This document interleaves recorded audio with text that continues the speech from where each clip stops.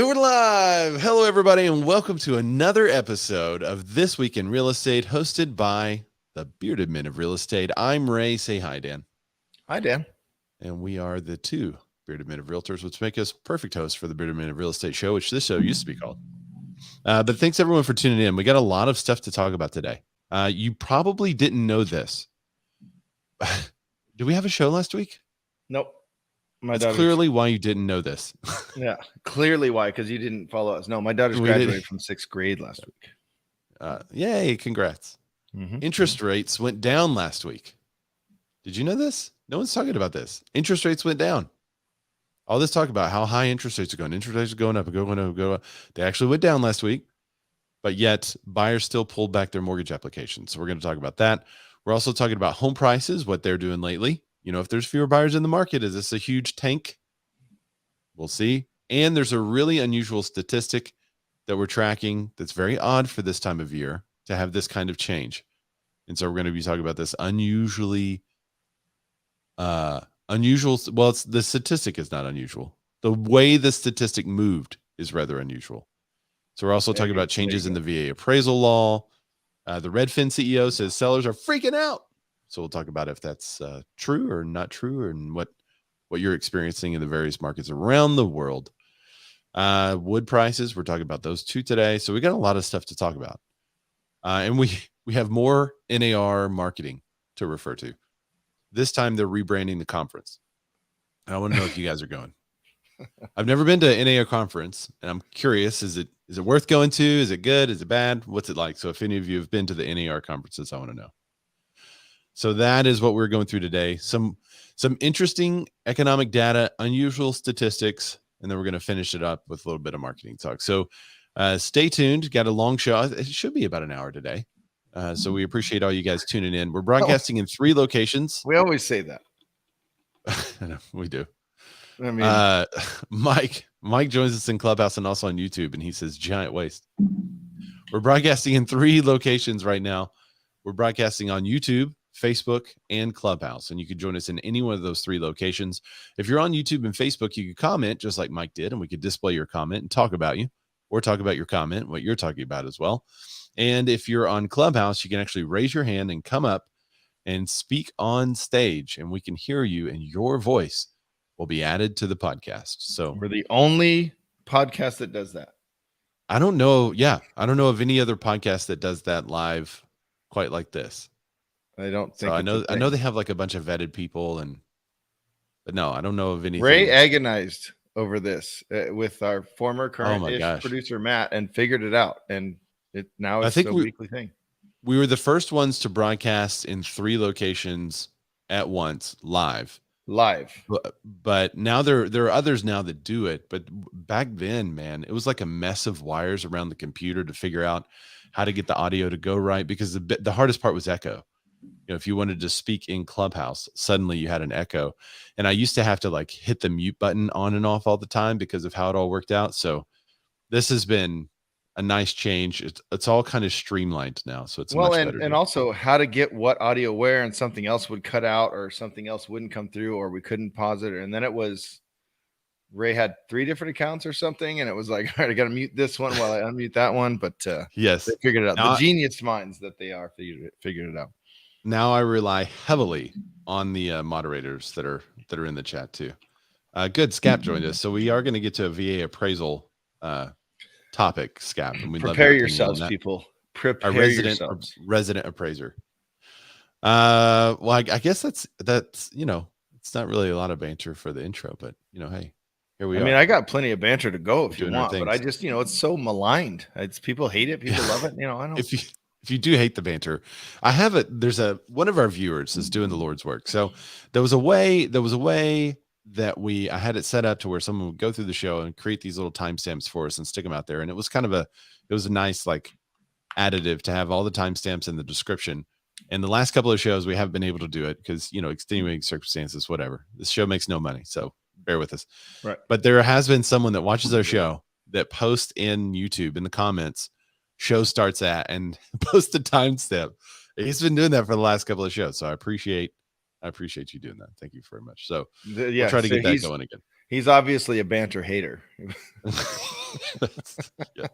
But he watches just enough of it to figure out when the show starts. And then that's when he's like, here it is for everyone else. And either way, however you feel about the banter, we appreciate you. We really, really do. Thank you. Awesome. Thank you very much. And if you could share the show, that would be great. If you're listening to us on Clubhouse, go up to the little greenhouse at the top. Be sure you follow the Real Estate Networking Club. It's the largest real estate club on Clubhouse.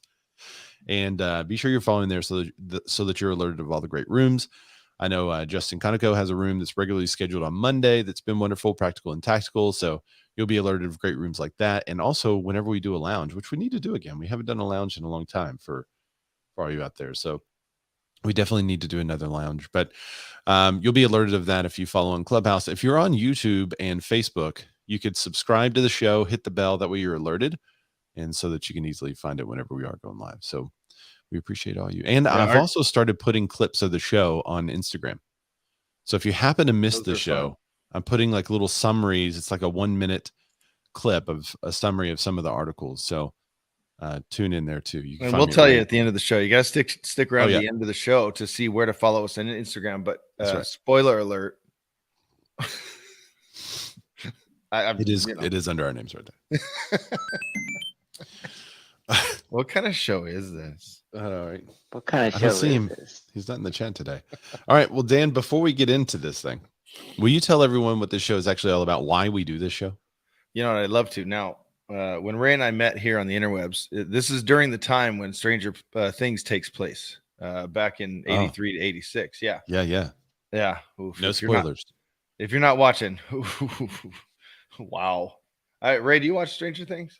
I watched like the first season, and I haven't picked it back up. I want to, but I just haven't had time. It is. Hey, someone wants to say something on Clubhouse. It's absolutely fantastic. But when Ray and I met here on the interwebs, long time ago at this point, I had an idea for a show because I am in fact a bearded man of real estate. And when I met Ray, I noticed something very interesting about him. What's that, Daniel? He's never seen Top Gun. Never, not once. He's never seen Top Gun. Not true. Well, I haven't seen the new one. I need to. Have you seen the new one yet? No, but everyone is posting about it, saying you've got to see it. Dude, Channing went and saw it. I think it came out last Friday officially, but she saw it early last Tuesday, and she came back like, "Oh my god!" Shane said it was good. It was so good. Yeah, and this is the first movie that I've seen that kind of reaction to in a long time. I don't know. Ghostbusters, the newest one, was it Resurrection? That was fantastic. That was good, but I didn't see people of all walks of life posting about it. I saw those that are kind of interested in the sci-fi and had a little bit of nostalgia tied to the original Ghostbusters. A bunch, and it was still pretty much. It was kind of just a reimagining, you could say, of the first one, where it followed the same kind of plot. They slowly discover something, they find something out, no one believes them, then everything happens. It's kind of the same plot. This one, I haven't seen Top Gun, obviously, or whatever it's called, Top Gun Maverick. Obviously, I have to see it. Top Gun Tom Cruise. Yeah. So I have this question for a lot of people that were born many years after me. You were, I think this Top Gun came out in 86, wasn't the original 86 or so? I don't know, somewhere around there. If someone could look that up, let us know. But anyway, when did you see it? Because I saw it when I was 13 years old. Like, I saw it in the theaters, and it was fantastic. I didn't see it in theaters. My brother was really into airplanes, like he had model airplanes and stuff like that. So we probably just watched it a lot, like on VHS in the 90s. Yeah. So that's a rad movie. But obviously Ray's seen that. But I also noticed that he's a beautifully bearded man, but that he loves to give value up front to not only his clients, but just to humans in general. So the show's about being more as an agent, but also being more as a human. Yeah, one of the things we believe makes you more is if you know what in the heck is going on, so that you can tell your clients about it and help them with their largest transaction of sometimes their entire life. And if you missed the thumbnail, go check out the thumbnail. It is for those of you who are joining us on the video streams. I will display the thumbnail now. We've kind of taken to a new style on the thumbnails, and I'm really liking it. And this one was particularly difficult because of how I had to edit our faces to make it look like an older VHS thing. So here's the, wait, let me share this. And there it is. Bam.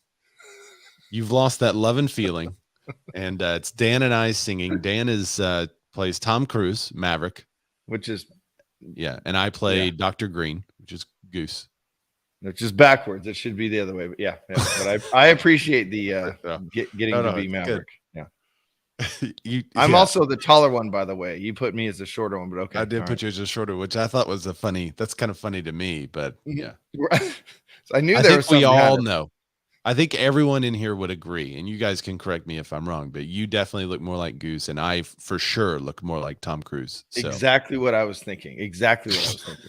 Yeah. And so you can tell I have the inspired. Cool. I've gone with the inspired eyewear for the last few weeks. I don't ever take these off. So no, I'm having a lot of fun with the thumbnails. So trying to find, and that's not for those of you who are listening on the audio or podcast later, it wasn't the Tom Cruise Maverick scene. It was the original Tom Cruise. I mean, Top Gun. See, it's just 86. Yeah. 1986. There it is. Yeah. We got confirmation from Lindsay on Clubhouse. She has an amazing last name, by the way. Lindsay Boozinger. Oh, like Boo, Boo singer, Boo singer. Oh, I like that. I'm in. Thanks, Lindsay. Boo, and there you go. There's her hashtag. Boo sells to you. Boo sells to you. Oh, what's up, Boo? Boo, I like it. Oh, my Boo. She helped me buy a house. Yeah. My Boo helped me buy a house. This is. I'm gonna have to plug into your marketing campaign. All right. Yep. All right, Dan. You ready to get into this stuff? Absolutely. My watch hit the mic. That might be the best one ever, except for the watch hit. That was pretty well timed. It wasn't bad. All right, let's talk about mortgage demand. So many of you may not know and may not have heard that last week mortgage rates actually fell. What? That's right. Mortgage rates dipped. But you know what else fell? Mortgage demand. Mortgage demand falls to levels. Me for you. Me. Mortgage demand falls to the lowest level since the end of 2018. Interest rates ease a bit. Mortgage demand slipped to the lowest level since December of 2018, even after after rates declined slightly last week. Applications for mortgages to purchase a home fell 1% last week compared to the previous week. But it was still 14% lower than the same week a year ago. Remember, 2 weeks ago when we had this similar or same article, we talked about it being 15% lower than the same week a year ago. So it's still around that same pace.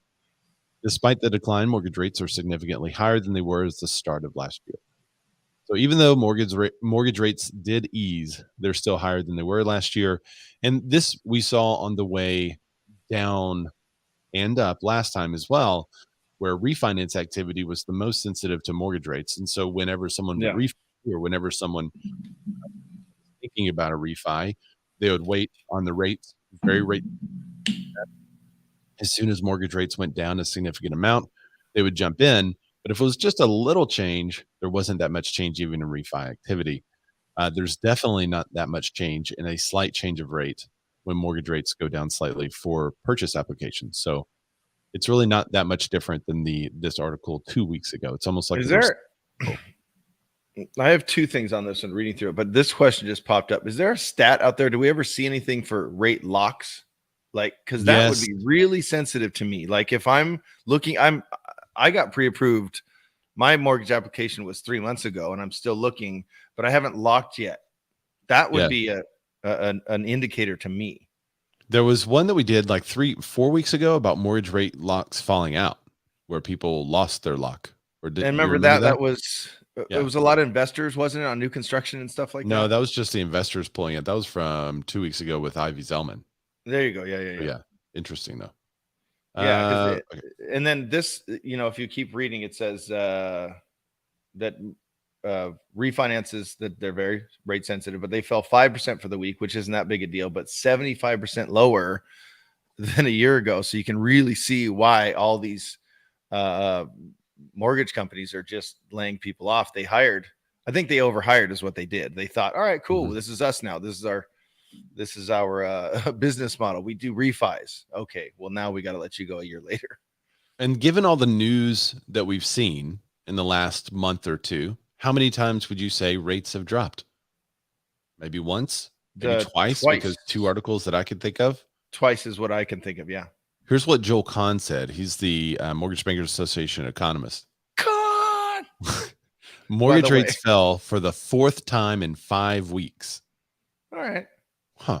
As concerns of weaker economic growth and the recent stock market sell-off drove Treasury yields lower. How big are these falls, though? How big are these dips? They're usually 0.07. I mean, or 0.7. They're 7 points. They're not that big, right? Yeah, it's not a huge dip, but it is rates that are going down in an environment in which the Fed is trying to raise rates. Well, that's a different rate, but still. Yeah. He goes on. It's Joel, like an eighth to a quarter. An eighth to a quarter, says Ron Bruno, who's in the Clubhouse. Thanks for chiming in, Ron. Joel Kahn goes on to say, can I chime in, right? Yeah, just a second. Let me finish this quote. Joel Kahn goes on to say that demand is high at the upper end of the market, and supply and affordability challenges are not as detrimental to these borrowers as they are for first-time buyers. So demand at the upper end of the market. Are you seeing a high demand at the upper end of the market, Dan? Nope.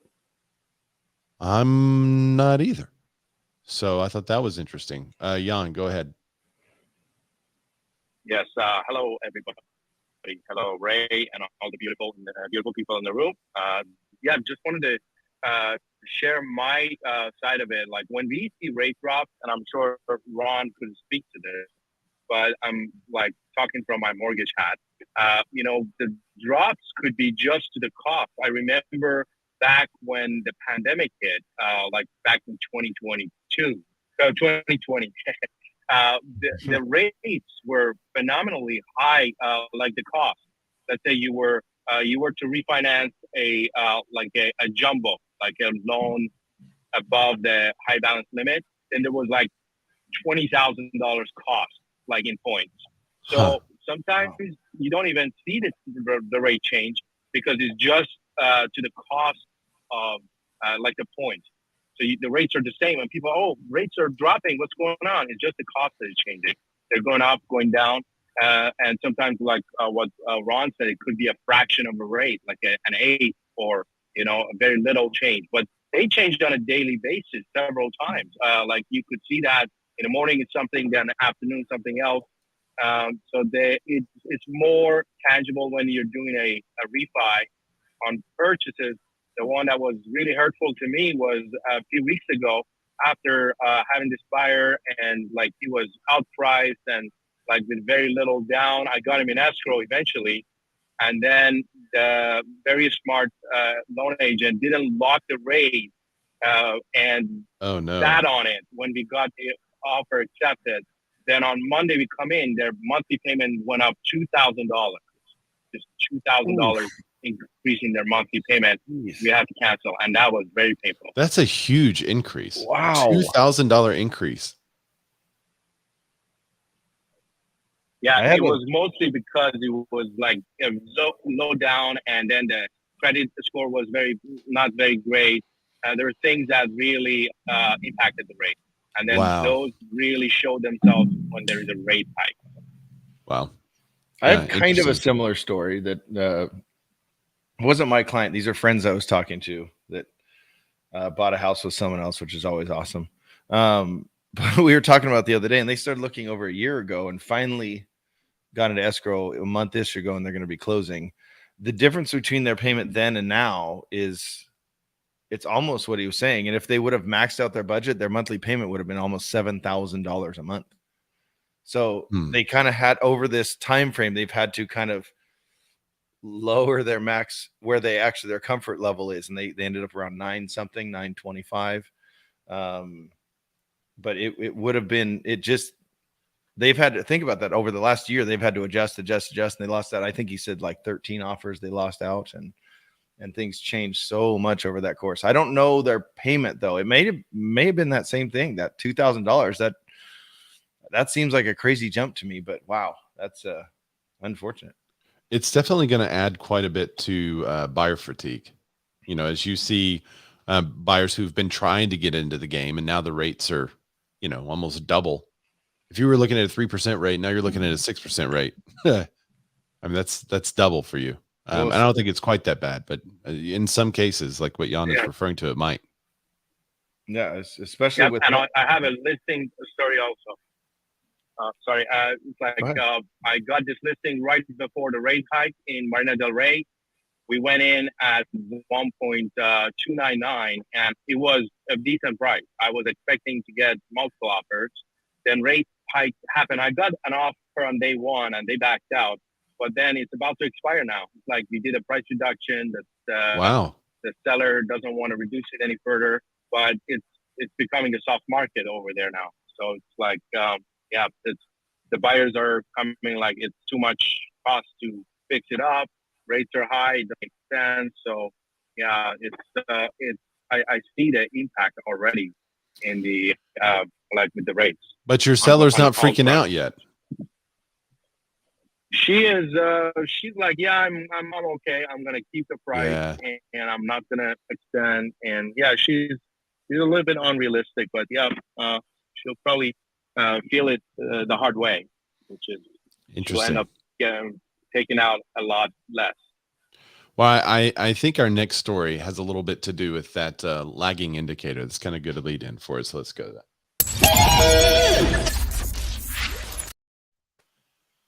Home prices surged. And I wouldn't be surprised if people like Jans Klein are looking at that information and saying, well, if home prices are surging, then why should I drop my price right now? Right. So the question is, how high are they? Is it like Snoop Dogg high? Shaggy high? How high is it? So this article is coming to us from CNBC. Home prices surged over 20% in March as interest rates also rose, according to the S&P Case-Shiller Index. Now let's just stop here. Home prices, home prices surged over 20%. And this article was released May 31st, 2022. That was yesterday at 9 a.m. And the month that they're covering is for March. So there's a slight delay in the data. It's a pretty big delay. I mean, we're end of March, right? So end of March, they're 2 months behind. Yeah. So April and May have already happened. Right. And we know how fast stuff is changing. So very quickly. And during that time period, we also saw the massive rise in interest rates. Okay. So back to if I'm just a title reader, right? That's an official title. Now I'm just a title reader. Yeah. Then I go, oh, dude, I'm good. I'm home prices surged 20% in March, right? Yeah. I'm good. So I can still get that price. I can wait a little longer. I'm not quite ready yet. The kids are still in school. They have a couple more weeks. I can still wait a little longer to list. Yeah. But maybe you're someone not tuning into a regular weekly broadcast of a news show. And you might think that. So let's dive into the article. National home prices were 20.6% higher than they were in March 2021, according to the S&P Core Logic Case-Shiller Home Price Index. That is higher than the 20% gain in February. The index is a 3-month running average ending in March.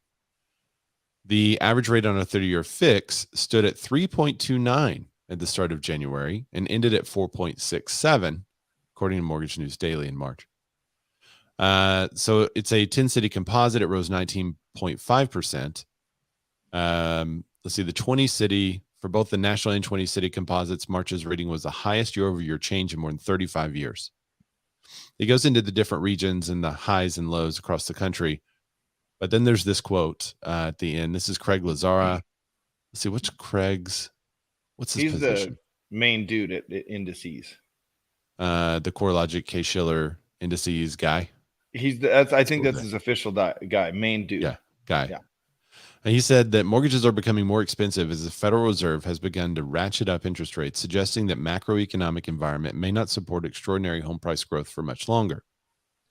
Although one can safely predict that price gains will begin to decelerate, the timing of the deceleration is more a difficult call.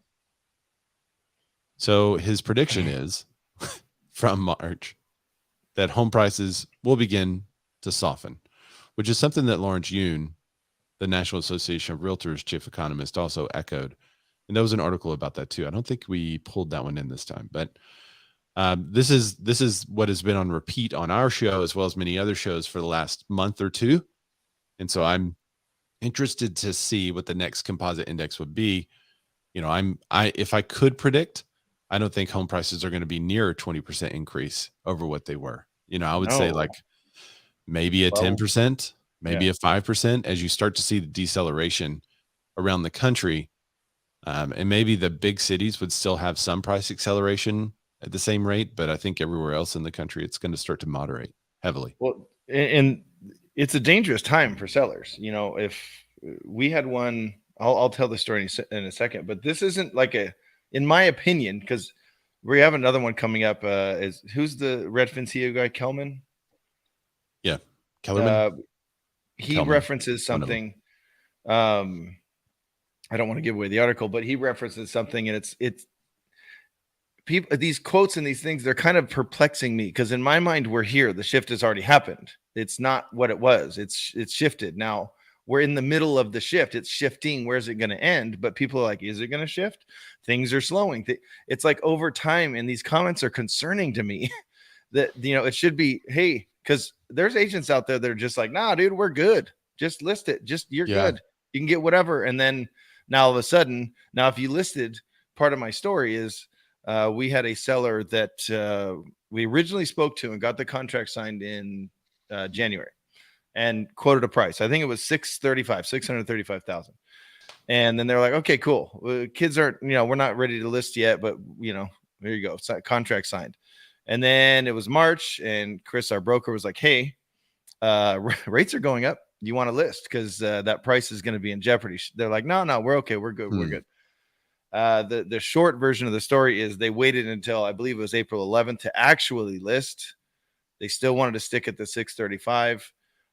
Within 2 weeks, they had to lower it down. And then the actual price that they're at now is $530,000. That's $100,000. Now, the house was never worth $635,000. That's an arbitrary number until they get offers, right? Until the market speaks. Right. But potentially, hypothetically, theoretically, if they would have listed in January, they could have gotten the 630 range. Now they're chasing the market down, doing $50,000 price decreases. And we have another one of those stories too. We had another $50,000 price decrease. And as an agent, you have to be, hey, this doesn't mean you lost money. The house was, potentially worth that when we originally listed, but it's not now. But agents have to be real careful right now. And I'm in the Southern California market, for those of you who don't know, but there's a mass exodus there. So there's a mass exodus right now. Yeah. It's been happening for years. Yeah. But it's you got to be really, really careful right now, especially with these headlines. You got to go past the headlines and got to talk to your sellers and go, look, here's what the comps are saying. Don't go back 6 months on your comparables. Do your, maybe go back 6 months and watch the market, see it's gone up, then it's kind of slowed a little bit, especially with our next article. I really, really, really want to hear about that because we have for sure felt that one, Ray, for sure. So really, really be crunching your current numbers, agents. Really be crunching your current numbers. Well, let's talk about that next article. This is the unusual statistic that happened in April and could lead to a bigger question as if this is a sign of something more sinister happening in the marketplace, or is this kind of normal just at a different time period? So we'll read it and then let's answer that question. All right. Because it is unusual, Ray. I agree. Home showings see an unusual drop in April. Is it a blip or something else? By the way, wait. Show the title card, the title pick. I mean, roller coaster. We did that 3-4 weeks ago, guys. Come on. We did. We talked about the roller coaster. We were ahead of the market on the roller coaster analogy. Come on, guys. We're always ahead of the market. Come on. So is it a blip or something else? Showings were down nationwide in April, which is strange because April is typically when the housing market is at the high point. And this is Showing Time President Michael Lane said in a new report. Let's see. The report is from Showing Management Company Showing Time, indicating that 103 U.S. markets experienced double-digit showings per listing in April. This still points to a robust buyer activity, the report says, though April in 2021 listings in 146 U.S. markets were experiencing double-digit showings. Interesting. In March of this year, 121 markets saw double-digit showings per listing. These numbers ultimately represent 10.7% year-over-year drop in showing activity, as well as a 12.1% dip compared to the month earlier. Referring to these numbers, Michael Lane, Showing Time's president and general manager, said April's buyer activity was rather unusual since it typically matches March levels. But this year, it's so non-committal. It was rather unusual. No, tell me what's going on. April I'm traffic going to get was, into my opinion in a minute, but yeah. April traffic was slower across all markets, pointing to competition softening. It contrasts with last year's dynamic when demand reached a feverish peak in April. What was it? Was it 2 weeks ago on the show when it was like, no, we fully predict that the market is going to go up, or it could go down. Yes. I mean, yeah, that's what these statements are. It doesn't help you at all, and these are the prognosticators of future housing markets, right? Well, could it be that the buyers are finally adjusting their behavior, and instead of looking at properties at 350,000 because they're approved at 350,000, they're now looking at properties at 330, knowing that they could go up to 350, but if they start at 350, they ain't going to get it. Could it? I mean, there's so many variables that go into that. Could it be that more people are vacationing this year than last year because COVID is kind of finally, I mean, I shouldn't have probably said it because now we're going to get censored, but the pandy is finally now over ish, maybe, unless monkeypox happened, but no one's going to talk about that. You got to change administrations if you want to talk about that stuff. So I think we're good. We got a couple more years, then we'll change it up and we'll talk. Yeah, then they'll start talking about the pandies again. I don't know. I don't know if this is a valid indicator of something that's super unusual that is showing us in the market that there's the tanking real estate market, or if this is just behavior changing and becoming more in line with what is practical and realistic for most buyers right now. Well, and what did we have realistically when the Rona first started? A 2-month like off switch, right? Like, oh, what are we doing? So is this just that carried over to 2 years later? I mean, normalizing now. That's and also you kind of do that because we talked about a bunch of those stories. That was, it's delayed because of the Rona. It's delayed because, or it's heightened because of. We've had a bunch of those stories. So this may be carryover, but it is 2 years later. But I don't think I also think it's about Michael Elizabeth Rotel. There you go, pandy fatigue. But it's also directly in line with, mortgage rates are rising and prices are accelerated. When you have those things both up, it's tough to keep it going. Well, what's the Clubhouse gallery say? Well, are you seeing fewer showings on your listings? Are you seeing less offers? Are you seeing lower offers? Or are your listings still selling high above what you're listing for? And are you still getting 20 and 30 offers? Somebody unmuted, but I don't know who it was. Oh, Mike. What's up, Mike? I've got a thought real quick for you. Oh, hey, Shane. Sorry. I think interest rates have thinned out the pipeline of buyers, and mid-luxury and upper middle class will drop at about 80% of the MSA plus out there right now. So for context, Ray, Hazel, and Hazel was in town last week for about 4 days. We were kind of cross-referencing some different data points that were out there. Anybody on the podcast, she's a brilliant prop tech person, really understands blockchain and real estate at a meaningful level. But we were going over a lot of stuff that we were taking anecdotally from Clubhouse and other parts. And right now, that's what you're seeing. We've talked about the uncertainty of the entry-level buyer pipeline, right? Because a lot of those people sat on the sidelines a year and a half ago because of buyer fatigue, because FHA and VA and conventional offers weren't getting accepted in their market. So right. I think as that rolls and plays itself out at that entry level, then we'll really see where things are at, because some of those people can't afford because of interest rates hikes, but other people can. They were just waiting. And then a lot of them are being put in that tough position of, hey, because of what's going on with rental prices, do I just stretch and buy something so that I can at least kind of lock my 30-year payment in? But the last thing I'll say real quick, Ray, which is extremely interesting, was yesterday, for people that don't know off the app, Lee Brown is your vice president of the National Association of Realtors for last year. I sent her a title for Dream Team, and I said, "Hey, pick one of these 3 teams." And she says, "Well, I like the second, but if you really want to poke the bear, how about we say is American homeownership dead?" And so that's what we did on Dream Team the other day. And if you listen to that stage, Ray's like one of my guys up there that comes up along with a lot of the great mods to help give us great structured content on this. There really is this dramatic shift, and we've all sensed it on Clubhouse over the last 8 to 12 weeks, but now we can articulate it more meaningfully because the stats and the numbers are really showing up. We all know that pipelines, really lag 30 to 60 days behind, what's really going out there in real time. So I think it's super interesting right now. And I think the shift, much to your point, Dan, it has happened. It has started. And I think the last 3 to 5 weeks of Clubhouse have all been a scramble for everybody to kind of figure out, okay, what was your get in the rowboat strategy? And now that you're leaving your yacht of, that buyer pipeline. Yeah, that's good points. Thanks for sharing. I think Mike, you also want to share something too, right? Yeah, I've been kind of more bearish as far as like seeing price reductions. And I had a listing like last week, and it was priced properly. I think we got 4 offers, which is much fewer than I would have gotten, let's say 2-3 months ago. But they were all above ask. They were all very strong. And like whoever it was before me mentioned, I think who's left out there right now that's actively looking, as long as they've gotten refreshed approvals, they're in it to win it. So, they have their motivation is high.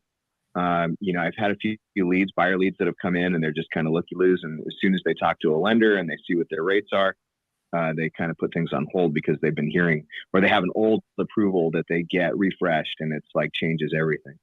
So I think the people that are actively looking, that are making offers, they're either going to come in low and look for a slam dunk, low ball, some special deal, or they're competitive and you're just going to have fewer of them. Yeah. Can I chime back in, Ray?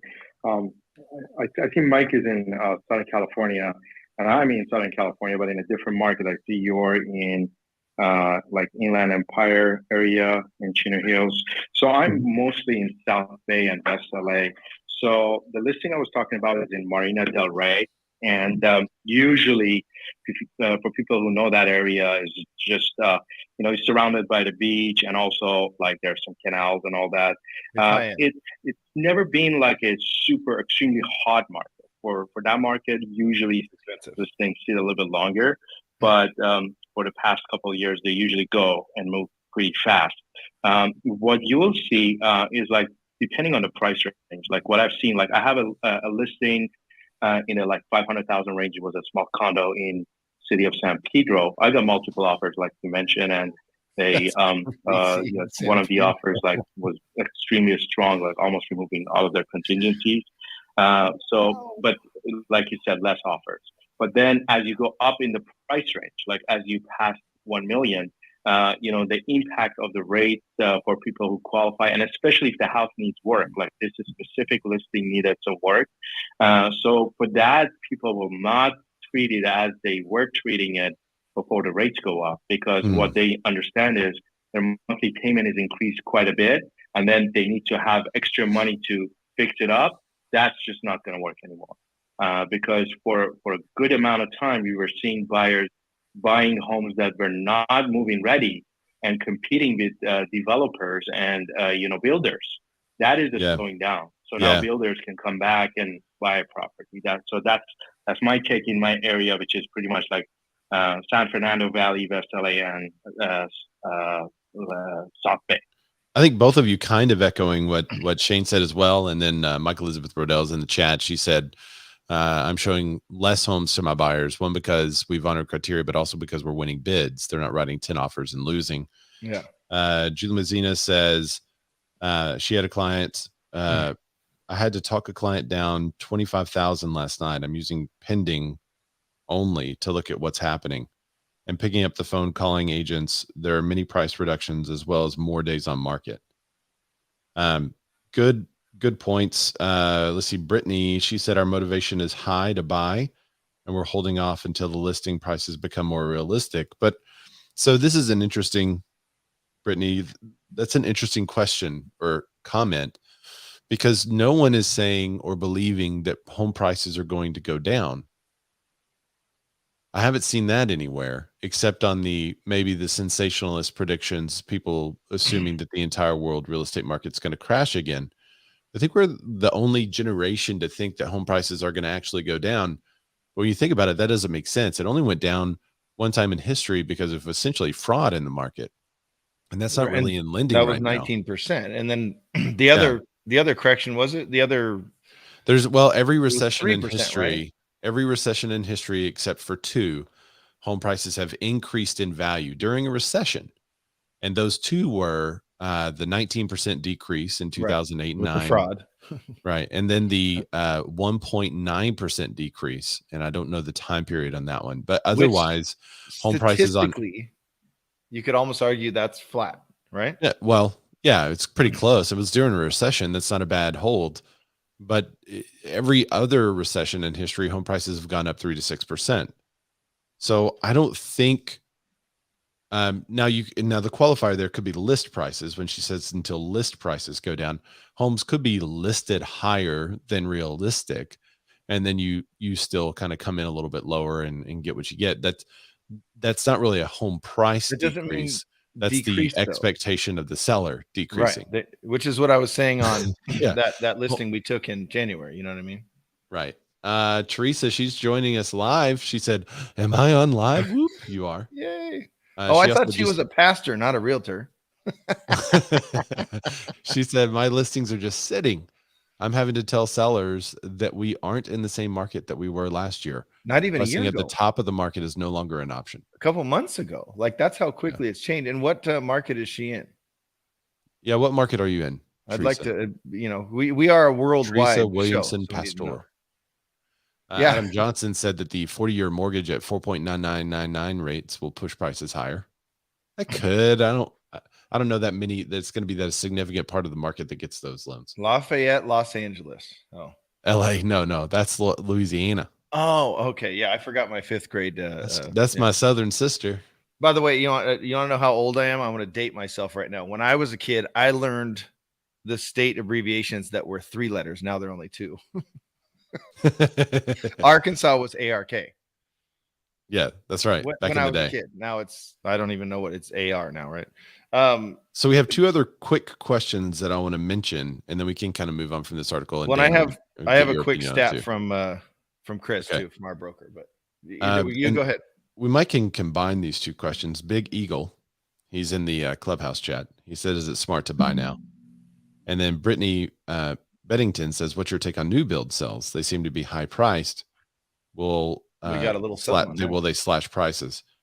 I don't know that the new home prices, they're going to try to be the same as a previous sale.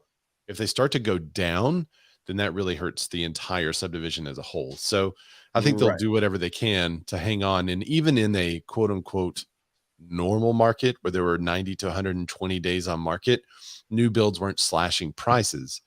They were just saying, okay, well, if you'll buy it at this price, you'll get the refrigerator, right, and a fence and we'll pay your closing costs instead of carpet. Yeah, correct. So that's what I would anticipate, is maybe getting more out of the builder in the future, but not seeing a slash in prices, and then seeing the acceleration in prices slow down. And that would kind of be on par and match what economists are saying. And Big Eagle's question, should you buy right now?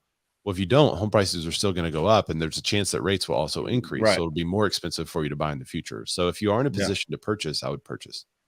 I mean, I obviously take the last 2 years out of it and go back to, the previous 7 or 8. There's always that, man, if I would have bought just a year ago, and even if interest rates were slightly higher, home prices are now higher. Or if interest rates were lower, home prices were still up the 3 to 5%, which is more on pace. But best time to buy was 10 years ago. The second best time is today. Is that the quote? Boom. Yeah. And you always hear, well, my dad bought in 1975, and yeah, he bought it for $2 and now they're selling it for $2.3 million. Yeah. What was that, Shane? Go ahead. No, I like a lot of what we're saying. I do want to point out 2 outliers. First of all, we don't know all the economic collateral damage of Corona. So that's one thing that makes it different from history. The second thing is, we went at this a little bit the other day on News in the Business Edition a while ago. And we brought this back up in some discussions the other day about what you were saying, Ray, with the new homes. I mean, the part of that just depends on where it's at. But I think that interest rates have thinned out the pipeline of buyers, and I don't feel like the B2R players are factoring in new builder inventory. So I don't think they're collaborating very much in their data. So you have the build to rent space, and then you have the new construction space, and there's a lot of competition because a lot of millennials are just saying, screw it, I'm just going to go rent, right? And there's all kinds of things about the current environment, a little bit of mortgage history and housing history that have created that. But I think that there's a disproportionate situation going on, especially in the stronger growth markets for B2R and for new construction. And it will be interesting to see. I don't think they're syncing up that data at all. I think they're competing for the same person. You've got some beautiful, build to rent stuff and that new construction stuff. And I think, much like you're saying, they're going to have to give some concessions. They can't afford to get much in price because of everything else. But it'll be interesting. Yeah, I agree. Good take. And thanks for popping in today, by the way. All right, Dan, did you have something else you wanted to share? Or are you ready to get into this next article? Just real quick. I asked Chris, our broker, they do a good chunk of listings, so I just said, what are you seeing overall for showings? And he said in January, we would see 80 showings opening weekend. Now we see 3 to 7. Yeah. I mean, that's a dip now. And these stats, I think I grabbed it in the, for the, unusual drop in April for showings. Yeah, the West is down 35.3%. So Northeast second place 8.6, followed by South 11.6, and finally the West at 35.3%. And he said maybe 10 if we're lucky. You, meaning me, can safely say that showings are down 80% on well-priced listings. And then he had the example that he sold a pool home in one of our cities out here for $700K that was listed at $650. That's a previous sale during the hotter market. He just listed a model match pool home for $625, 6 days on the market, 0 showings. Wow. Dun, dun, dun, dun. Yeah. So got that.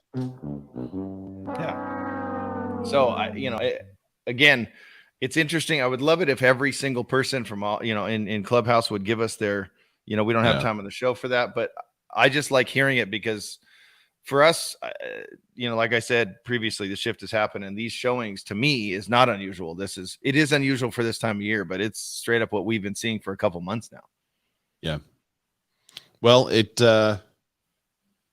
may get right to the point of our next article here. Sellers are starting to freak out. This article comes to quotes. Yeah, air quotes. Sellers are starting to freak out. They're not freaking out yet. They're just now starting to freak out. So there's still time for them to unfreak out and to back out of the claim that they're freaking out by merely saying in the future, well, they were starting to freak out, and now we see that they're not going to. So they can unfreak out. Yeah, this fun story comes to us freaking out from the Redfin CEO. This is funny. This is via CNBC via Inman. The Redfin CEO sees a market slowdown. And if you watch his take on this, it's kind of interesting because he doesn't seem like he's super worried about it. As a matter of fact, the co-host of the show, she says, so tell me, you say that this is going to get really bad, blah, blah, blah. How do you see this working out in 6 months? Do you think it'll be super bad, it'll great, or the same? He's like, oh, the same. She's like, what do you mean the same? You could tell that she was expecting like a sensational take. As a matter of fact, she starts the interview by saying, and we are joined today by Redfin CEO Glenn Kelman, who's smiling right now, even though the real estate market looks terrible. That's how she starts the interview. So, like this is like been set up to be this huge, the world is crashing around real estate. Yeah. And he even says it during the show. Sellers are freaking out, but he also kind of moderates his own comments and saying that it should be kind of even. So his quote was that the market will probably be the same. He said on CNBC's Closing Bell series on Thursday, rates are probably 6%. Inventories are increasing. Sales volume will be somewhat fine, but prices are going to soften.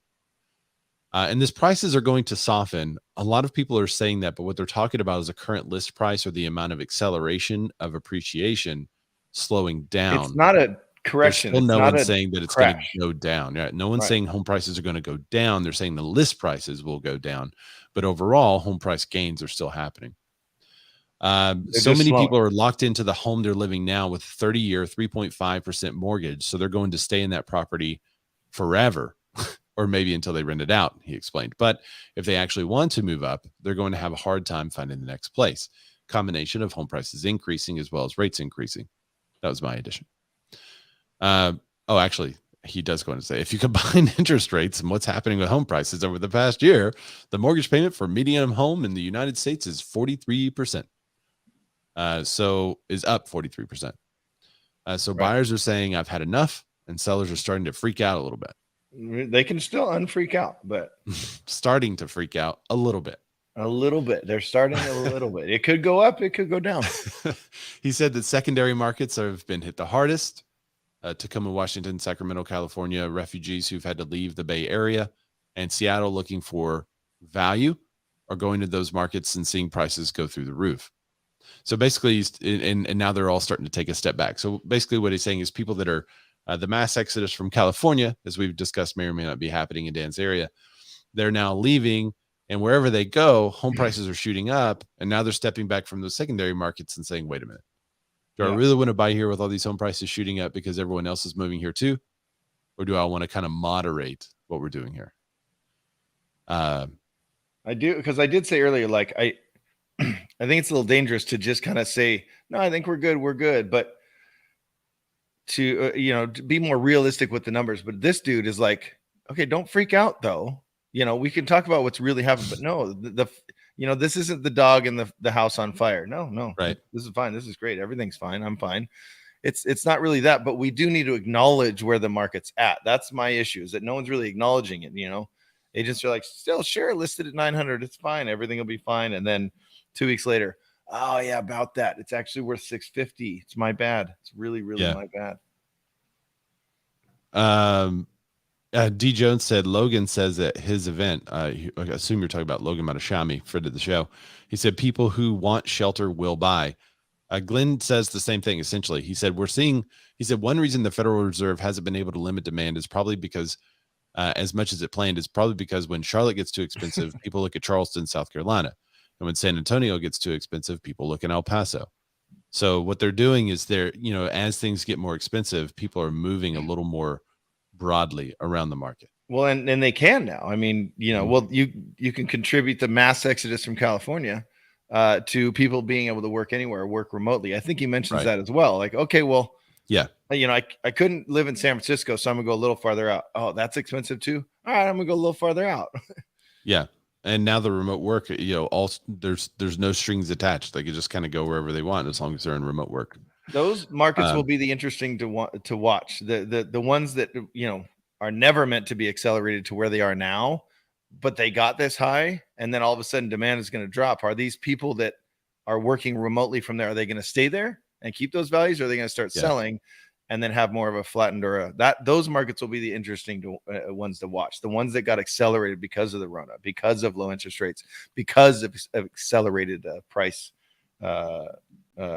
gains. Yep. Rachel Diaz joined the show. What's up, Rachel? Antonio, he's joined the show. What's up, boys? Hey, man. And look who showed up finally. Look who woke up. Matt LaMarche. He says, what kind of show is this? He said, everyone should move to Hilton Head. I know a great agent there. Yeah, Julie's really good. She's a good agent. Julie Moon's That's wonderful. where I'm from. So come on, move to Hilton Head Island. That's like Rob in the in Clubhouse taking over. Rob, how do I say your last name? Sedgwick? Yep, Sedgwick. That's correct. Sedgwick. So I have a question for you guys. All right, what's up? Question for you. 3 years ago, what was the normal days on the market? In our market, it depends on if you're looking at median or average, but in our market, it was hovering on 90. 90 days. Yeah. So we're in a big crash right now. No, right now it's 28. That's my point. They sensationalize all this stuff. Where we're at, we've gone from 10 showings in 24 hours. If we're down 20%, now we're at 8 showings in 24 hours. What's the big deal? It's over, man. Crash, right? Wait, what market is he in? Yeah, it's all over. It's over. Hilton Head Island. He's in Hilton Head. Game over for Hilton Head. Tell Matt. Matt doesn't know. Any good house is selling in a week here. So there are more buyers, and that demand is not going to shift for a couple of years until the number of millennials stop buying homes. I would warn you, man. Occur. I would say don't assume it's going to be, that when the tail wags, it's already wagged here. I'm just saying beware. When the tail wags, the tongue's going to wag because those buyers are going to be like, finally. Matt Lamarche said it's me. I'm the agent. So Rob, you and Matt need to get together. Duke it out. Fight fisticuffs to the death. Let's do it. Let's do a celebrity death match. But Matt does have his own fan club that he's not allowed to mod any of those rooms. But that's the best thing ever. All right, let's take a look at some appraisal information because Scap's still hanging out with us, so maybe he can chomping at the bit. Been a little loud. Apologies. Proposed VA home appraisal law now looks to even the playing field. So a piece of legislation introduced in the Senate in mid-May could streamline the appraisal process for VA loans. Legislation would modernize the Department of Veteran Affairs appraisal requirements by allowing desktop appraisals in some circumstances, waiving appraisals altogether. Currently, VA appraisals must be performed in-house. Scap, are you there? Can you clue us in? Have you looked at this? What does this really mean for you, for your business? This is a good thing or a bad thing? It's a bunch of damn shenanigans is what it is. Shenanigans. Coming in hot. Woo. Well, I mean, everybody's coming after the appraisers. They want to modernize everything. Yeah, let's take the VA system, which is really good at what they do, and let's just make it a complete utter mess and not help our veterans and not. How does it not help the veterans? Can I interrupt How does it not help the veterans to streamline the process? Well, let's see. I mean, you have specific rules and requirements with VA right now, which are trying to get rid of, and they want to streamline it, make it faster or whatever, more efficient, they say. But you're dealing with veterans and dealing with people who, they're going for these loans for a specific reason, and you want to protect the veterans. That's what a VA loan does. Right. And that's why they have the Tidewater Initiative and everything that they have there is to protect the veterans, to make sure that they're getting a quality house. They're getting what they're supposed to be getting, and there's no issues or anything. Now, let's just go with AVMs, modernize it, let unqualified people go out there to go get the data, and let's just make it a whole new mess again. Let's talk honestly. Let's talk honestly about quality house. You're going to tell me that it's missing a handrail and there's some chipped paint. That's the number 1 and 2 things that we see come back on VA appraisals. I mean, come on. There's more to it than that. There's an inspection that's done and all this other stuff. So how come getting rid of those type of requirements would make this a bad deal? Wouldn't it open up the inventory and open up VA veterans for being able to get more homes potentially? How would it open up inventory? I mean, inventory is inventory. It's not going to open up anything. It's basically, they just want to make everything faster, quicker, and if you don't know about the appraisal process, you want to rely on these AVMs and these desktops with third-party people, untrained people going out there, looking at the homes and not making sure of the requirements, then sending that information back to an appraiser or relying upon an AVM, which we already know out there that most AVMs are absolutely garbage. I mean, I'm sorry. They keep trying to create, instead of making solutions to the problems, they're trying to make more problems out there. And I'm telling you, there'll probably be a lot of problems if they did kind of streamline. The VA model is the model that everybody should follow. FHA should follow it. Conventional should follow it. So your take is instead of loosening the restrictions or going for the desktop underwriting and such, instead, maybe they should add these restrictions to some of the other loan types. But isn't ultimately the investors, the people that are buying these loans, that are the ones taking the risk and that are okay with maybe not taking as much risk in some of these cases? Well, I mean, just think about the Tidewater Initiative. If you get rid of that, you're just going to create a mess of a process by just relying on AVMs and relying upon these digital whatever wonderlands out there, not comparing the proper properties and everything and looking at everything as a whole. So I mean, pretend that a bunch of listeners out there have no idea what Tidewater is except near the ocean. What is it in short? Give me 2 seconds. It's basically when, you know, after an appraiser goes out there, sees the property, gets all the information, say you have a purchase price of, you know, $300,000. The appraiser is now putting his research together, doing his report, and he's determined that based upon his information that the value that they're going to come up with is going to be less than that purchase price. So they initiate this Tidewater initiative, and that now allows the selling agent or anybody else out there to provide more information to the appraiser to help justify that actual price that purchase price they have. So, you know, it's being done before an appraisal is even submitted. There's no hidden secrets or anything. Now the appraiser gets that information, looks at it, and decides, okay, well, maybe this does work or maybe this doesn't work. And if it doesn't work, they submit the report, and well, that's just it. Yeah. But at least it gives an opportunity to people to provide more information as to why that home is priced the way it is, what the agreement is, you know, during the process, not afterwards when you get these crazy ROVs and come in $50,000 less on a conventional or something, and then people scream bloody murder. You know, it's during the process. It should all be like that. Yeah. So Mike Elizabeth Rodell says this is a good point. VA buyers are using the loan because 100% financing, and right now the appraisal process is 100% working against the buyer. And I'll clarify in just a second, but she says right now as a VA buyer, I can't find a fixer-upper with benefits, my benefits. I've had to use the money I could be putting into repairs and improvements to a down payment for a conventional loan.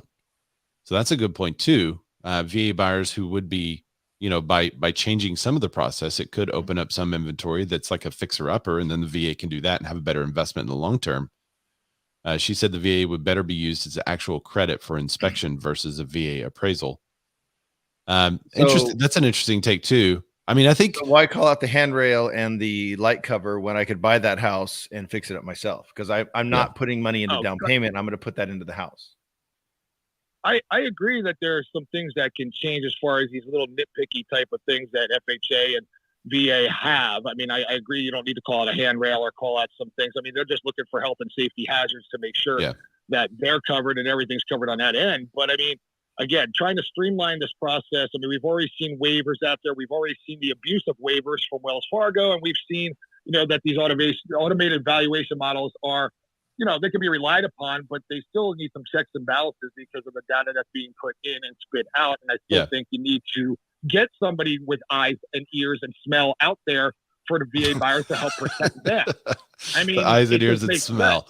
Get the smellers out and let's go. That's good. No, I would agree. I kind of agree with both of you. You know, I think the problem is that as long as loan types have different requirements for appraisal and different rules regarding appraisal, then all loans are not equal in the eyes of the seller. And when you have a super competitive market, a seller is going to look at these loan types and pick the one that is ultimately easiest for them, even if it's not necessarily the highest offer or the one that has the best terms. For instance, yesterday, there was a seller that wasn't willing to take an RD loan. And so instead, they were looking for a conventional loan. They were also not willing to take an FHA loan because they knew that with the FHA appraisal rules, if it missed appraisal, then they're going to be stuck with that price for a period of time potentially.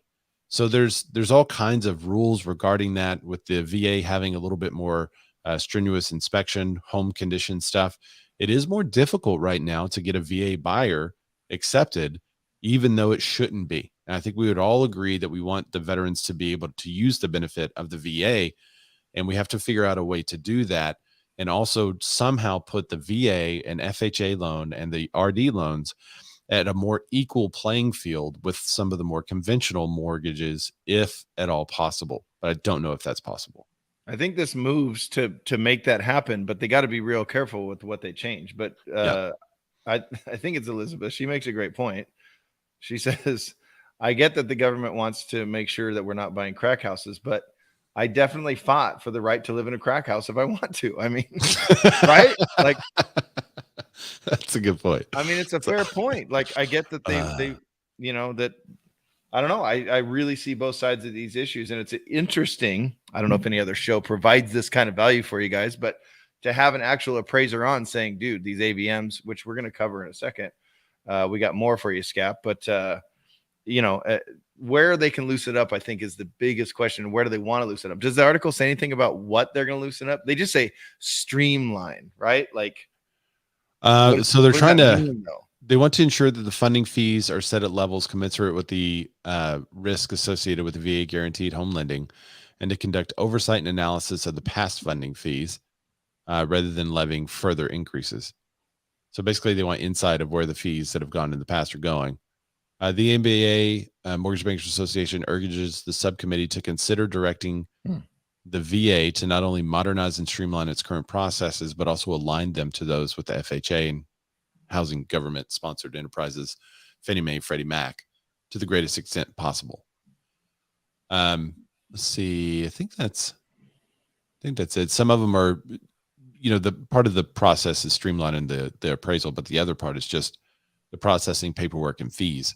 They want to see kind of more. Yeah, or maybe, hey, if you're going to do a home inspection, cool. Then the appraiser's inspection isn't going to be as heavy-handed, as long as you're covering these things. Or maybe we need to see the inspection report. No, no, yeah, that would be a whole. Yeah, that would be a whole different can of worms. Because I keep it all away. I always keep that stuff away from the lender. But if they're asking want to for see it, no, they shouldn't. I've only had one lender ever ask for it, and he definitely killed the deal. So yeah, because then they'll be like, "Hey, underwriter, look at this." So another thing happening in the loan world is that there's going to be some changes in how you're denied for your credit. It's probably a softer way to couch that. I was going to say there's a different in how you're denied for your credit. That's a little maybe how you receive the information about your credit's denial, or that's the a fact long that you just receive it at all. Yeah. Why did you get denied? Well, now they'll tell you. The CFPB wants lenders to disclose the reason for denial of credit. The CFPB said that all lenders, including those using complicated algorithmic models for underwriting decisions, must abide by the ECOA and disclose why a customer is denied credit. So honestly, I didn't know this wasn't already happening. So when I read this, I thought, well, that's interesting that that's not happening yet, because I figured it would. I thought, did you know this wasn't happening? No, I did. I thought they were disclosing, anytime I send a lead to our client to a lender, they say, okay, well, you're not quite ready yet because of A, B, and C. Work on these things, and then we'll get you there. But I didn't know they were not disclosing. So if it was run based on some algorithm, they were just like, nope, you were denied, and we're not going to tell you why. I thought that was already a thing. I thought you had to tell them why. Yeah.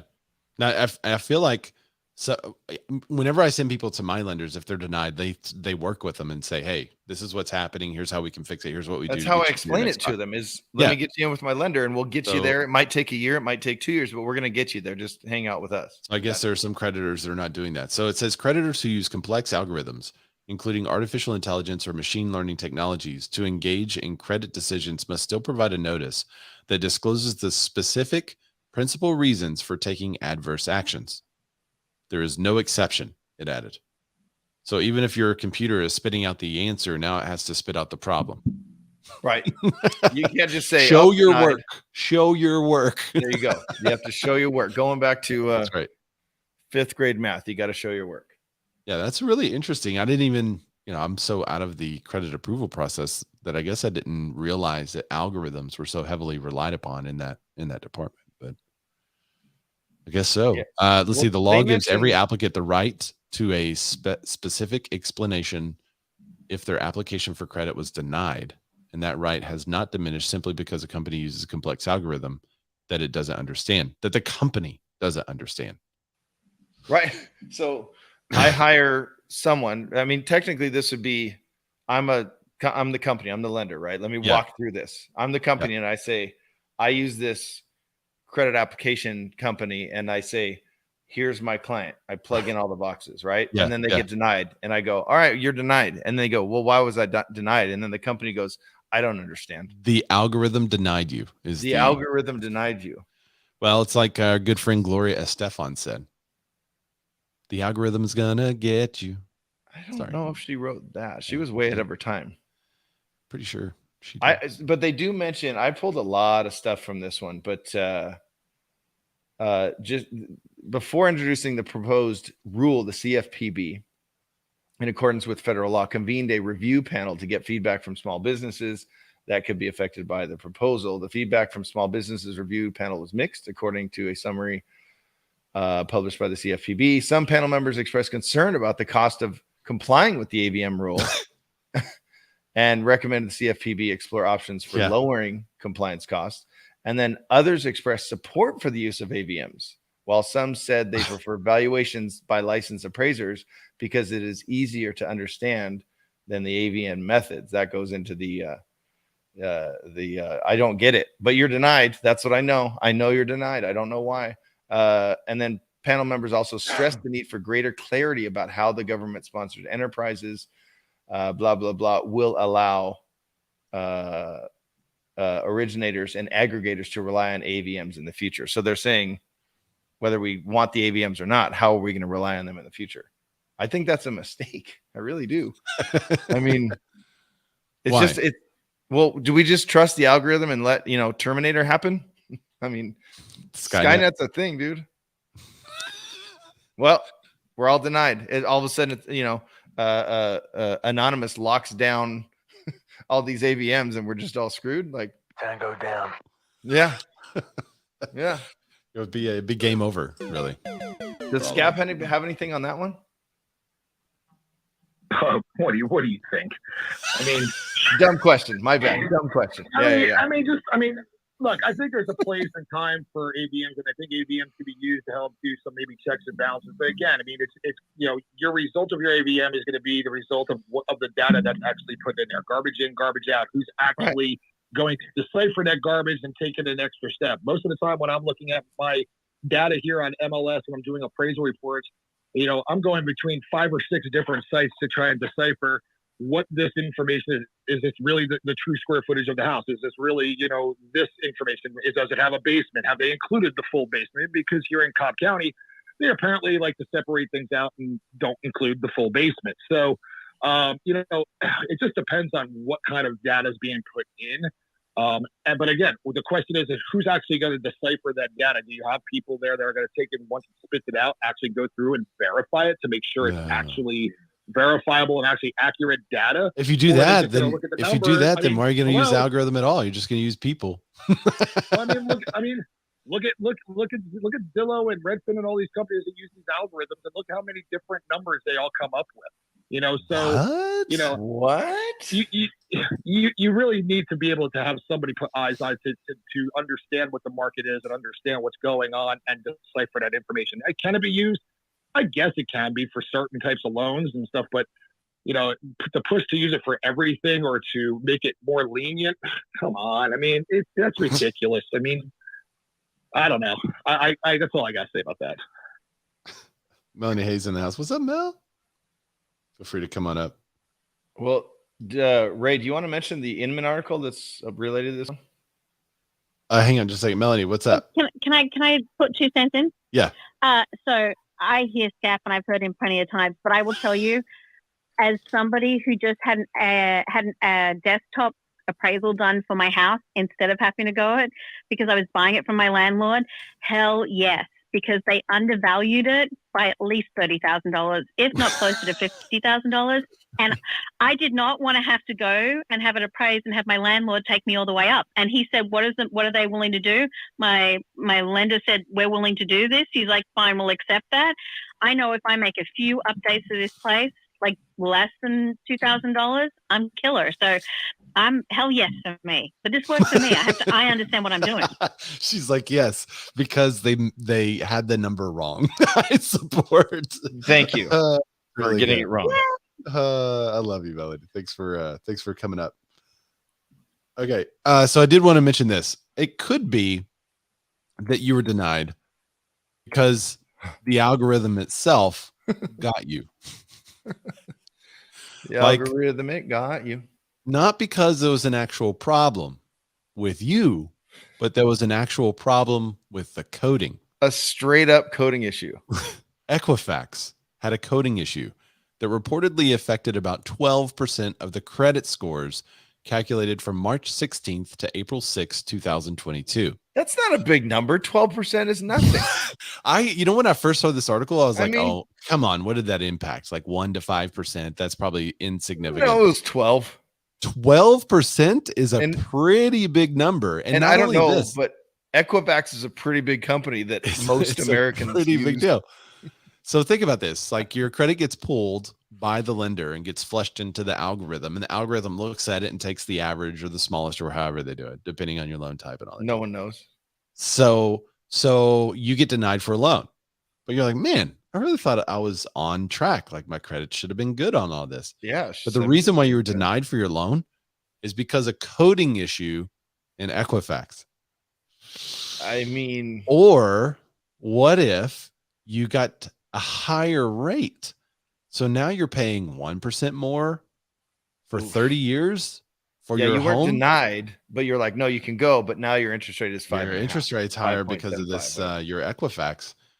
And so you now take suddenly you take it for what it's worth, right? You're like, well, that's what Equifax said. I guess that's that.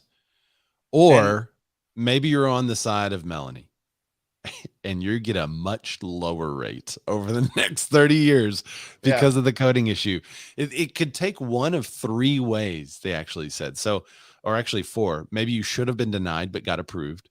Maybe your rate's lower because it's an error in your favor, right? So this is Monopoly. You're pulling the chance card and it's an error in your favor. Pass go, collect $200.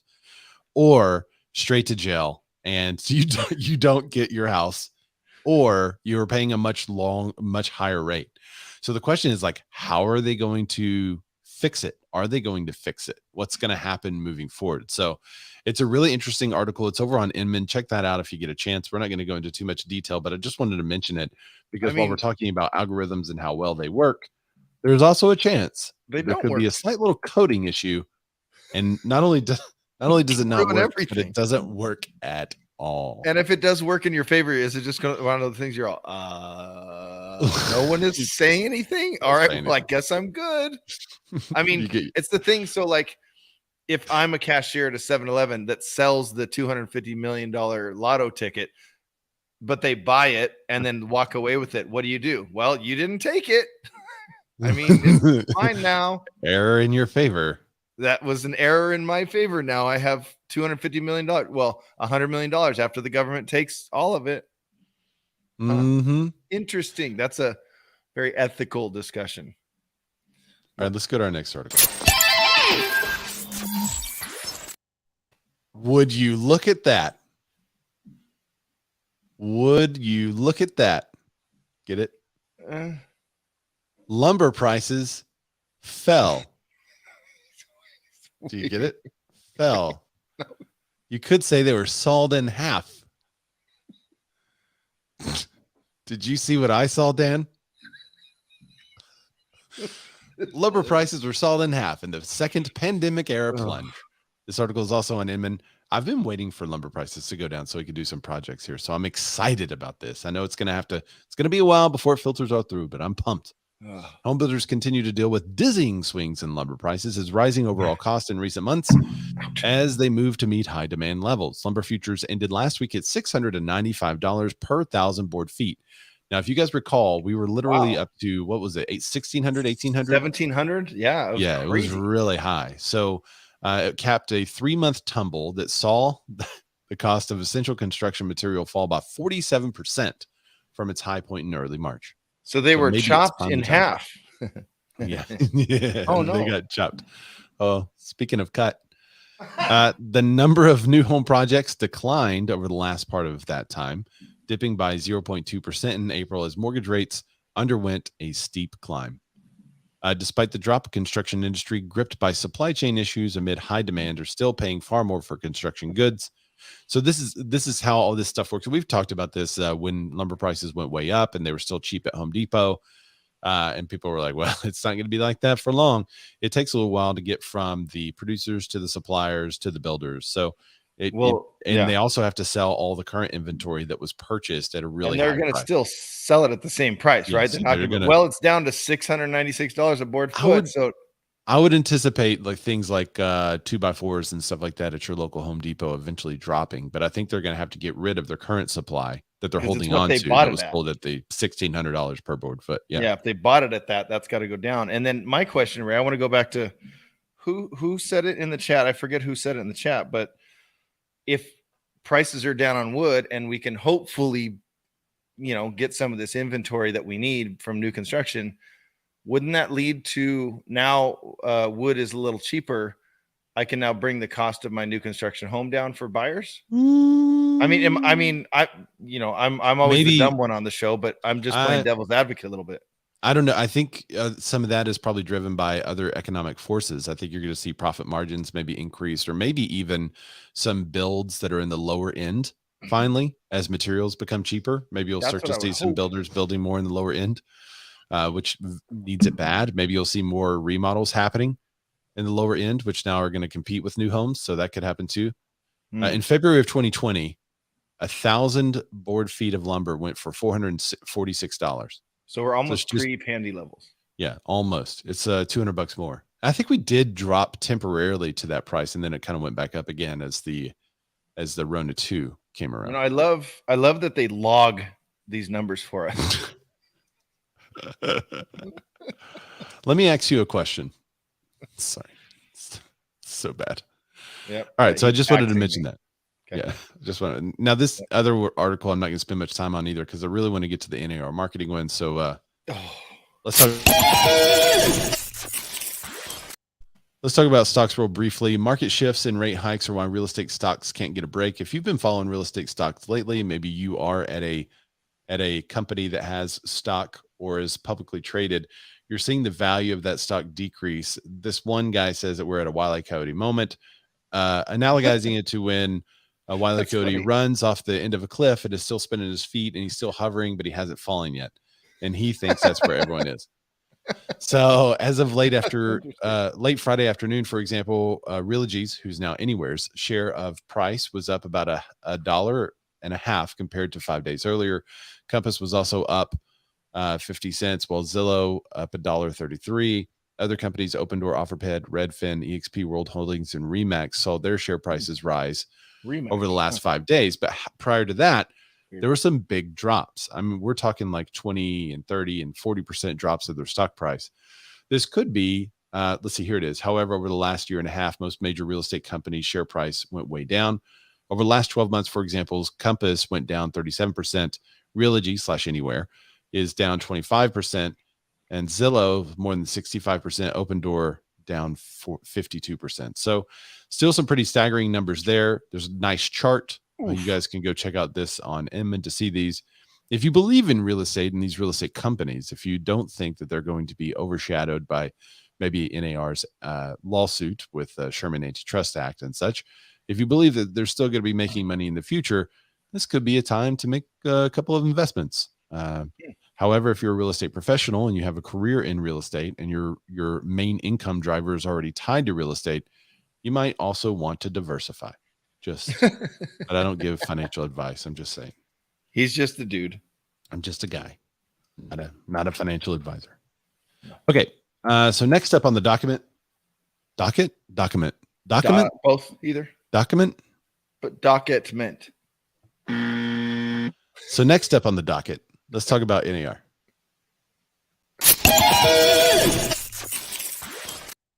What kind of show is this? There it is. What kind of show is this? Armando's here too. What's up, Armando? Thanks for joining us today, man. All right. So NAR rebrands its annual event to NXT. Next. It boosts spending to make it iconic.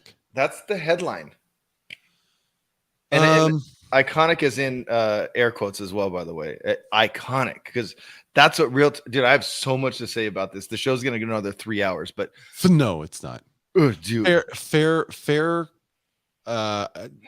probably fair to say I've never been to one of these before, so I don't know what the old conference and expo was like. They weren't iconic, obviously. I'm considering going this year now that it's iconic. You weren't thinking about it, but now that it's nixed and it's going to be iconic. Well, plus one of my friends and real broker associate Karen Carr is going to be speaking there, so that'd be fun too to go see. But all right, so let me display what we're doing here in the marketing. And for those of you who can't see it, it's Ready, Set, Grow 2022 NAR NXT, the Realtor Experience, November 11th through the 13th in Orlando. And there's an arrow in the X. It's an arrow, like next. It's like it's kind of like FedEx. They straight up stole the FedEx. Yeah, kind of FedEx, but there's an arrow in the X. So and it does make the X look a little 3D too. I mean, yeah, it's kind of a cool. I like the logo, to be honest. It's their best logo work that I've seen. 100. If we're categorizing that now, it's a really low bar that they've set, but this is pretty legit. When you really see the X, it's kind of pops. But why are they calling it next? They do explain that. But the $1.5 million 1.5 million member way more than that. Way more than that. Decided to overhaul its annual Realtor Conference and Expo after more than 2 years of analysis and research. That's a lot of analysis. Yeah. If you're a fan of virtual reality art exhibits and planning to attend the National Association of Realtors annual conference this year, you may be in for a treat. NAR is rebranding the event and spending the cash it needs to make it iconic. Formerly known as Realtors Conference and Expo, or NAR Annual, the conference takes place every November. I mean, this is a better name, NAR Next. That's a way better. The Realtor experience is like the Joe Rogan experience. So, yeah, I mean, that's not bad. Yeah, there you go. So that's a good summation. It's not bad. And they're borrowing from other industries, which is smart, and I do that. So I support that. The event's not just about the experience, inspiration, or the hot ticket to have. It's all about what's next. This is conveyed through the concept X. And it's focused on 4 key points: creating your own experience, exchanging ideas with fellow practitioners, experimenting on the expo floor, and getting information about education from experts. Oh, they forgot the 5th one: experimenting with drugs. Maybe they should also mention that's a realtor conference joke. I apologize. Not formally affiliated with XP, EXP. NAR NXT will, I think, didn't EXP like do all of the EXs that you could possibly do? They hit everyone, and all the alliterations they could do. They did them. Interesting. NAR NXT will feature fresh, future-focused content, rave-worthy speakers, elevated programming, facilitated networking, and exceptional expo off-site field experiences, and many other features and value. Off-site field experiences? What's that? Like you go out and wander around with an appraiser and go look at some houses. Like, SCAP is going to be leading the off-site appraisal experience. Like, come measure this house with me. Yeah, and you can use this original tape measure, or I have a laser. Hey, he's not here to defend himself, but this Ray. Is I could go read that next one. They restate the original line of the article, but then they add a little bit of something that I found interesting. The 1.5 million trade member group said it decided to make the changes to the event after more than 2 years of analysis and research. Asked who conducted the analysis and NAR research, NAR did not respond. So they're like, they responded to all this other stuff. Here's who did the analysis and research. I mean, it's probably the event planning committee. I mean, they're probably like, hey, how's this event gone the last 2 years? And they're like, well, let's take a look. The thing's kind of dry. The events were kind of dry. What could we do to spice it up? That's the research. That was that research. But over the last 2 years. Hopefully it didn't cost money to do that. Oh, keep going. Keep going, buddy. The finance committee report offers some clues, however. The report included budget adjustments that indicate that the trade group has chosen to divert more resources to particular items than anticipated. 2022 report includes requests for 18 operating budget adjustments up to $5.13 million. That they're going to make? That amount is offset by an increase in NAR's membership count, which is 6.03 million. No, it added 6.03 million more to NAR's conference this year than expected. So they're just going to use that for the conference. Are they really using? They're spending. They're not spending 5.13 million on a conference. This better be like. Okay, so the additional funds allow NAR to explore the latest in technology and stage design. Is it really? Are they really spending 5.13 million? Look at Ray's mind. I didn't read all the way down to the end. This is the very last part of the article. Yeah, it's the very end. I did not have time to get to the very end. Are they really spending that? That's more than half the budget adjustments were for events, including one that asked for an additional $125,000 for production costs related to NAR's annual conference. No, okay. Wait. That's not you the ready? full budget.